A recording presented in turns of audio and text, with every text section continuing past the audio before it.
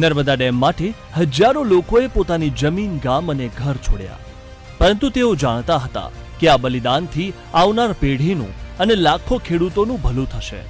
પરંતુ વિસ્થાપન બાદ મધ્યપ્રદેશથી ગુજરાતમાં પુનર્વસન થયેલા પરિવારો ટકી ન શક્યા. નાયકા ગામ વટાવીને બીટીવી ન્યૂઝની ટીમ બાજુના ધરમપુરા ગામે પહોંચી. આ ગામમાં પણ નર્મદા વિસ્થાપિતોની વસાહત આવેલી છે. અહીંયા મધ્યપ્રદેશના ધાર જિલ્લાના કુક્સીમાંથી આવેલા વસાહતી રહે છે. આ વસાહતમાં મોટાભાગના પરિવાર અહીંયા રહી ગયા છે. અહીંયા જે રહી ગયા તે સુખી છે.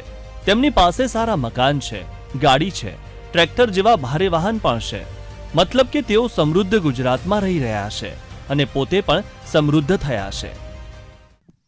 अपना कुक्सी तालुका है, धार जिल्लो लागे है, खेड़ा जिला धरमपुराમાં છે અત્યારે ગુજરાતમાં. અહીંયા કેટલા પરિવારો વસવાટ કરે છે અને પેલા કેટલા હતા? 15-17 જણા અત્યારે यहाँ છે ફિલહાલમાં. 27 જણા અમારે વસાવટના બધા છે મધ્યપ્રદેશના. હવે એ આવક જાવક કરે. એ બધા પરત કેમ શું કામ હોઈ ગયા એ લોકો? એ લોકોનો આવક જાવકમાં ગમી ગયો હે, यहाँ ગમતો નથી એટલે પાછા જતા રહ્યા.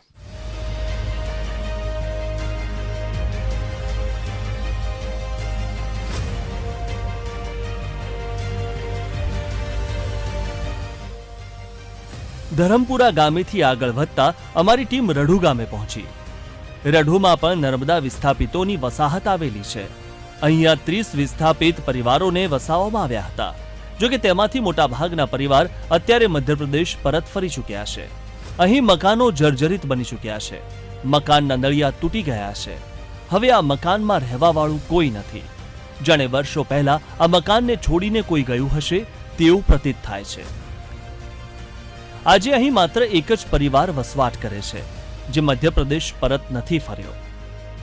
આમ અમદાવાદને અડીને આવેલી નર્મદાના વિસ્થાપિતોની કોલોનીઓની હાલત ખરાબ છે. સરકારે સુવિધા તો પૂરી આપી દીધી હતી, પણ તેઓ પોતાના મકાન અને જમીન છોડીને નીકળી ગયા છે. અહીંયા જે 1-2 પરિવાર રહે છે તેઓ તેમની જમીન સાચવે છે, અને જેઓ અહીંયા ટકી ગયા તેઓ આજે સવાયા ગુજરાતી બની ગયા છે. Bureau report, VTV news.